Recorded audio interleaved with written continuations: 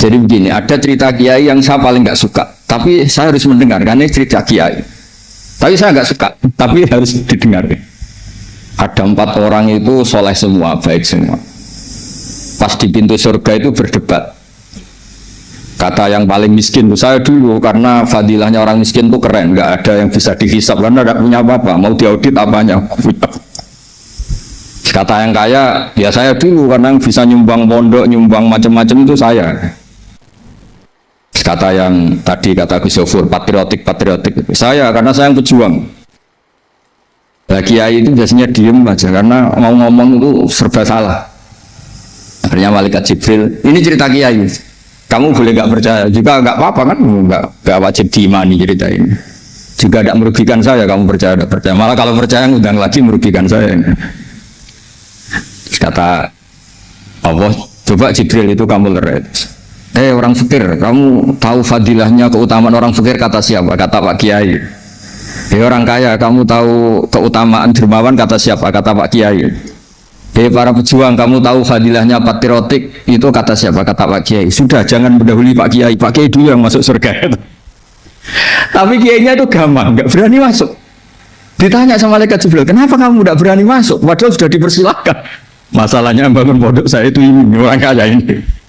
Akhirnya yang masuk 2 akhirnya orang kaya ini karena Pak Kiainya nggak berani melangkahi donatur itu. Akhirnya geremung semua yang fakir. Lagi-lagi orang kaya itu menang di dunia dan akhirat katanya.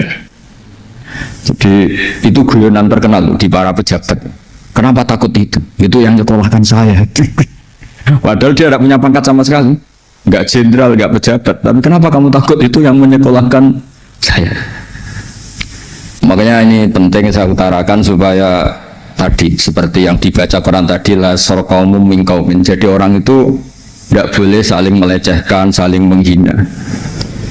Saya ini katanya Gus Sofur tadi cerita, memang bapak saya, mbah saya itu teman dekat, abahnya Gus Sofur, mbahnya itu dekat sekali, sangat dekat, mulai buyut-buyut mungkin. Ya karena saya Gus Sofur, Gus Idror, Gus Rom ini kan itu tidak Gus naturalisasi, memang Gus beneran. Jadi mbah-mbahnya, buyut-buyutnya sudah. Yang kalah itu sama orang yang iri. Ada teman saya itu bapaknya, kemudian bapaknya itu saya kenal, anaknya namanya Agus saja. Tak tanya, kenapa Pak namanya anaknya Agus? Saya ini dendam, Gus, anak saya gak dipanggil Gus. Akhirnya dinamai Agus, terus semua orang manggil Gus. Jadi kalau kamu ingin jadi Gus abadi, ya anaknya dipanggil apa? Gus. Dinamai Agus saja, pasti dipanggil Gus. Nah berkahnya orang-orang hasad itu ada yang pakai wadanan karena takut ini dikira anak kiai. Kebetulan dia pesek, dipanggil pesek. Kalau pendek dipanggil pendek. Yang perlu dicatat tuh begini ya. Kebaikan saya kalau baca hadis itu yang paling hari itu orang fakir itu masuk surga itu 500 tahun sebelum orang kaya. Dulu saya itu janggal itu tidak memahami. Tapi ini bukan berarti Anda harus miskin, tidak perlu miskin. Miskin itu nggak usah dilatih, takdir. Nggak usah dilatih. Begini, kalau Anda GM atau direktur atau menteri atau pejabat atau kiai besar kayak saya, kalau beli dipakatan kiai besar, itu kan paling nolong temen itu mungkin Gus Sofur mau beli mobil uangnya kurang atau nata pondok uangnya kurang. Saya juga gitu, kalau butuh Gus Sofur mungkin mau haji plus uang saya kurang. Pokoknya yang nggak urusan makan nih, nggak urusan nyawa lah. Tapi miskin sama miskin kalau berteman itu mungkin istrinya mau kelahiran, kalau nggak diantar itu mati. Kalau nggak punya beras, kalau nggak diutangin itu mati. Artinya sesama orang miskin tuh kalau tolong menolong tuh urusan nyawa. Maka kalau ini baik itu hebat betul itu karena urusan apa? Nyawa. Kalau ibu-ibu ini kalau teman sosialitinya kalau utang misalnya urusan ke salon kan nggak urusan nyawa itu. Tapi kalau miskin urusan beras, urusan apa? Nyawa. Makanya saya pesan sama yang kaya-kaya ini tetaplah beramal sembako. Ini urusan apa? Nyawa. Jadi saya senang kalau ada program negara BLT atau ngasih makan, ngasih apa yang terkait nyawa. Itu penting sekali. Jangan karena kita elit kemudian kita utang piutang misalnya urusan plesir ke Eropa atau ke mana atau kaji plus atau apa itu. Janganlah, yang mendesak itu fardhu ain. Sebab itu kajian fikih yang paling saya kenang itu ya halal haram tadi. Misalnya ada teknologi canggih, orang bisa naik ke bulan atau ke Mars. Mesti pertanyaannya itu boleh apa enggak? Kalaupun boleh itu semendesak apa ketika rakyat kita masih miskin? Begitu juga ngelola Pertamina, ngelola negara, ngelola apa saja. Pertanyaannya itu boleh enggak? Misalnya kita punya mobil semuanya tercukupi, mesti hukumnya itu satu. Mau kemana? Kalau mau bunuh orang, mau judi, mau apa, ya haram. Tapi kalau mau pengajian, mau baik, ya baik. Jadi teknologi apapun itu harus dibawa konstitusi halal atau haram. Karena nggak ada prestasinya sama sekali. Kita punya mobil mewah, punya uang banyak, punya ajudan banyak. Ternyata itu menjadi alat kita durhaka, alat kita maksiat. Nggak ada gunanya semua. Tapi sebaliknya, kalau itu untuk kebaikan, ya baik.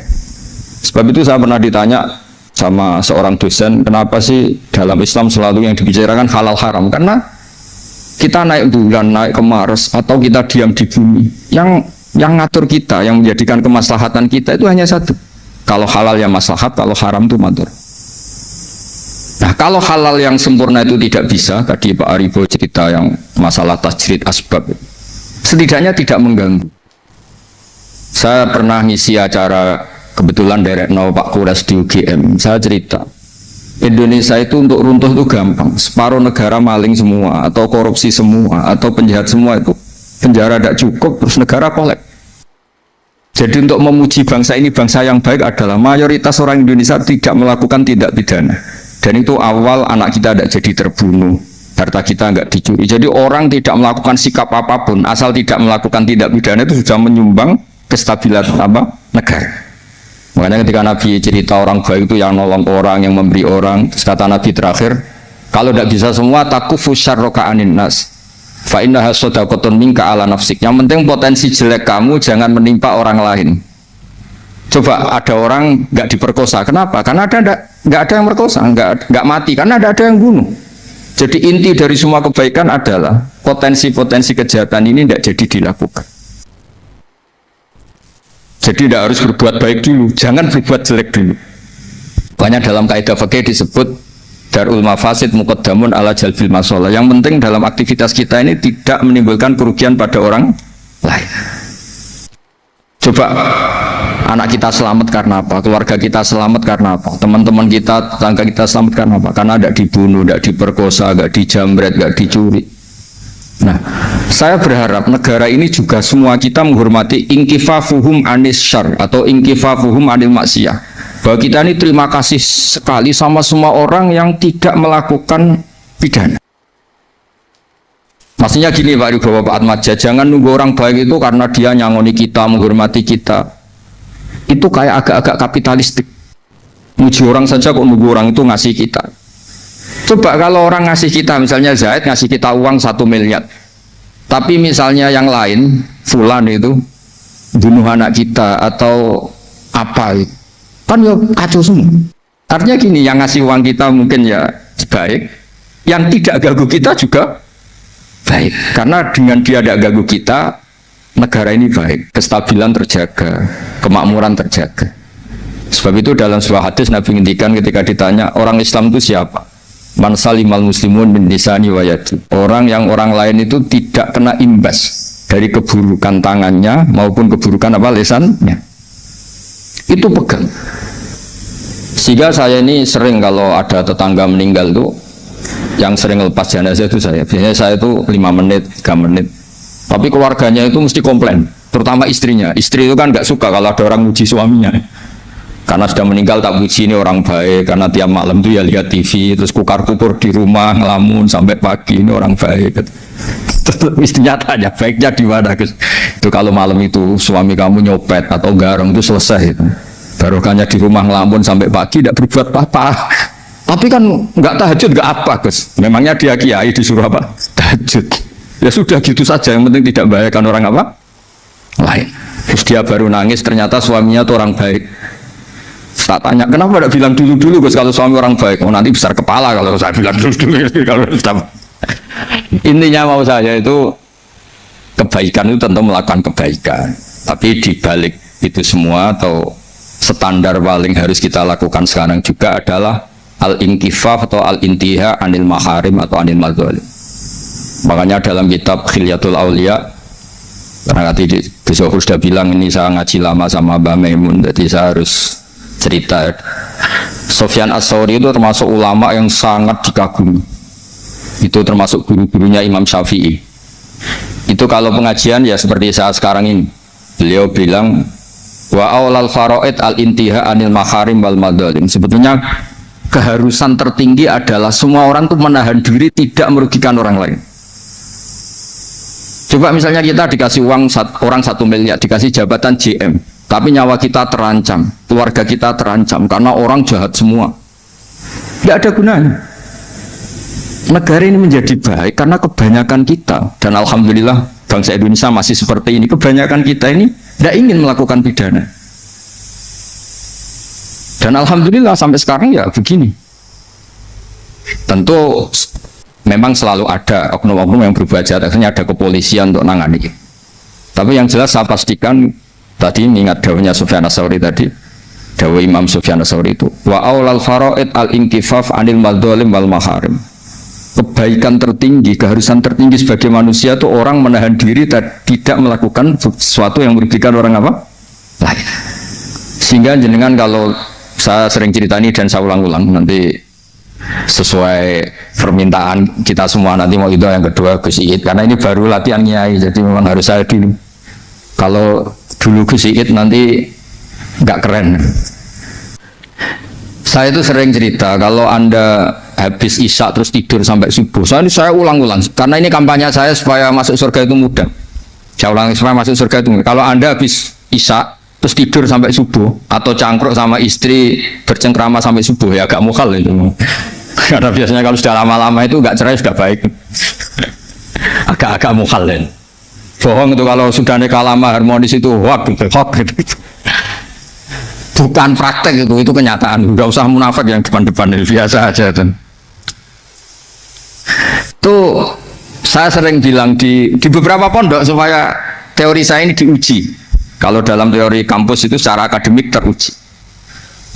Itu malaikat itu punya 2 pilihan. Kalau malaikatnya itu khusyuk, jenis yang torekoh mungkin jenis yang khusyuk, mesti bilang gini, orang ini semalaman cangkruk, semalaman bercengkrama, terus tarokat tahajud wal witra, terus atau warwatib apalah. Ini orang nggak tahajud, nggak witir, nggak wiridan. Tapi kalau malaikatnya tuh ahli usul fikih, pakar-pakar fikih kayak kita, ya kayak kita semua ini, termasuk yang di depan ini semuanya tak untuk pakar, semuanya kita bukan saya, kita. Itu redaksinya begini, ini orang hebat. Tidak zina, tidak maling, tidak narkoba, tidak pinjol, tidak melakukan kejahatan. Sama-sama tidur. Nah, saya berharap malaikat semuanya itu ngaji usul fikih supaya nanti kalau yang tidur itu distatuskan apa? Tarokal ma'asyiyakullah. Dia adalah orang yang meninggalkan semua bentuk apa? Maksiat. Sekali malaikatnya ini khusyuk, oh kebo sewengi turu. Gak gelem tahajud. Tidak ada, insya Allah malaikat tidak yang seperti itu. Malaikat itu ahlul ilm, apalagi ketua malaikat namanya malaikat Jibril itu sukanya sama ilmu, masya Allah. Dan secara teori keilmuan tadi dalam ilmu usul fikih itu sesuatu yang mubah, yang tidak ada status wajib atau haram, itu berstatus ibadah. Karena setiap orang melakukan mubah, barang yang boleh artinya apa? Meninggalkan keharam. Ini perlu dicatat, dan termasuk taat terbaik adalah meninggalkan apa? Keharam. Jadi misalnya malam itu jenengan di depan rumah, saya beri saksi bukar kubur bedolo, ya melihat rumahnya ya gitu, melihat istrinya ya gitu aja sampai pagi. Itu nanti malaikatnya bilang ini orang hebat, semalaman tidak melakukan kemungkaran atau kemaksiatan apapun, orang hebat. Gara-gara saya cerita itu, terus kalau ada orang meninggal rata-rata minta saya supaya suami saya Gus orang baik, yang isi harus jenengan ini. Ya kira-kira gitu. Nanti disambung Gus Iid ini supaya latihan nyai di depan senior-seniornya ini ada saya Gus Sofa. Ya, assalamualaikum warahmatullahi wabarakatuh.